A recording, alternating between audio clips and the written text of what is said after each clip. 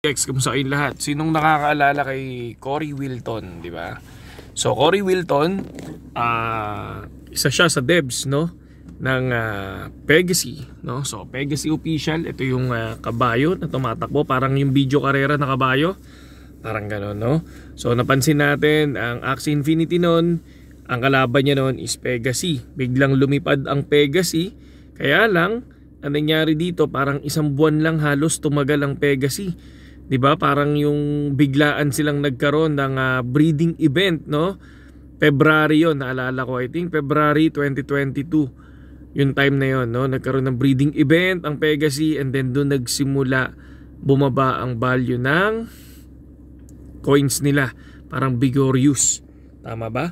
So yun, no? So biglang pababa from 13 pesos and then bumaba hanggang sa ayun, no? Nawala na sa coins, CoinGecko, no? Pero ngayon meron silang ilo-launch, no, na bagong laro. Ito yung Petopia official. Sabi nga niya, we just copy Axie Infinity's turn-based Web3 game in our new little Petopia official. Pero yung mga ganyang turn-based kasi, yung mga okay, kami muna, next ikaw naman titira. Hindi lang naman Axie Infinity yan, no? Maraming games na ganyan, mga lods, no? RPG, halos ganyan, karaniwan, no? Yan yung mga game na merong ganyan, yung turn, di ba? So, hindi naman nila ginaya yan. So, may ganyan din, 3v3, at yung iba, 4v4, yung iba, kung naalala nyo yung, anong tawag dito? Final Fantasy, tama ba? Isa yon, di ba, sa mga ganyang game. Di ba? And then, syempre, ito, ini-improve lang nila. Pero ngayon, sabi nga nila, ito yung gagawin nila ng Web3 game, no? Pero para sa akin, yung Web3 kasi, syempre, alam niyo naman, no? Ang Web3, ibang internet yan, di ba? Sabi nila, dyan gagana yung mga... Basta, alam niyo naman, kung ano yung Web3, sinabi na natin yan doon sa nakaraang video natin, ay sa dating video natin, no? So, balikan nyo na lang yun, no?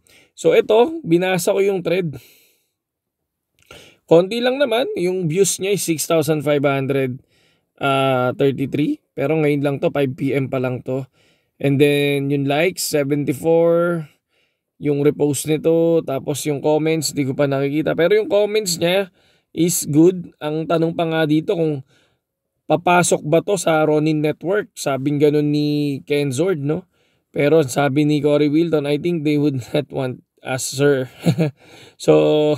magkaaway ba sila, mga idol? Hindi ko na kasi nasubaybayan si Cory Wilton and Axie Infinity, no? We'll try this game later already. Downloaded it. Sabi niya, excited to hear your opinion, boss, sabi ni Cory Wilton. And then yung iba, nakapag-download na, yung iba naman ay hindi pa. So sabi dito sa game na to, wala daw auto battle, no? Kasi nauuso ngayon yung mga auto battle, mga idol, no? So ayan. And then yung iba, good naman yung ano nila. Good yung comments, no, sa ano nila, no, sa chat ni Cory Wilton. So yung iba nagtatanong ng specs at tingnan natin kung ano yung mga Web3 game na masarap laruin, di ba? Pero ako kasi iniisip ko yung land, yung land gameplay ng Axie Infinity. So, yun ang iniisip ko, pero masyadong malaking pera ang kailangan para sa LAN gameplay, mga lods, no? And then, kamusta yung mga tokens natin dyan? So, check natin yung mga tokens natin. Tingnan natin, mga idol. Okay. So, ayan, no? Pagpipili kayo ng mga copy trader nyo, mga idol, no? Ang pipiliin nyo, ang recommended ko sa inyo, i-check nyo lang yung sa future. Siyempre, click nyo lang tong maliit na to. Yan. Tapos, check nyo na lang din kahit yung top performer.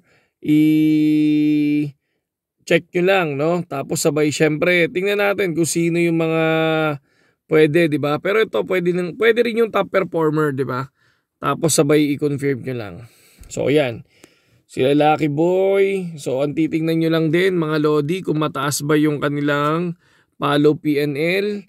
Ito, wag to kasi negative 166. Ito, wag to, negative 49 USDT. yung mga positive mga idol, no? Yung mga positive na PNL. Wag yung mga negative, mga ano yan, mga wala, tatalunin ng pera nyo yan, no? Yung iba dyan, matataas ang PNL, yung positive yung mga followers nila sa PNL. Yon, good na good yon mga idol, no? Marami kayo makikita dyan mga lods, no? Hindi lang basta, pwede kayong pumili ng aggressive. Kung sa aggressive naman, check nyo kung sino. Ito, nag-iisa lang siya sa aggressive pero positive naman yung kanyang PNL. Ibig sabihin ng aggressive, lagi nagtitrade dyan mga lodi, okay? So, ano pa ba yung check natin dito? Stable, pwede naman si stable. Diba? Confirm nyo lang. Ayan, ito, okay to, no? Si Lucky Boy is good siya. Ang ganda ng followers PNL niya. Yung iba puro negative, yung iba positive din naman. Yung iba negative, ito okay to. Yung mga iba dito is okay. Basta negative yung PNL ng copy trader, no? Wag mga idol, di ba? So check nyo lang din dyan, high profit. Ito si high profit, pwede to. Check natin si high profit mga lods. So ayan, ito si Lucky Boy pa rin nangunguna. BTC crazy. Yung iba okay naman, 4 lang sila dito pero yung isa negative yung isa. No, ganyan lang pumili, no, ng mga trader. Wag kayong basta-basta pipili tapos 'di ba? Wag. Okay? Tapos sabay biglang maugulat kayo, talo kayo. I-research niyo din kung sino. And then sa future naman natin mga lods, check natin ang BTC ngayon mga idol. Check natin.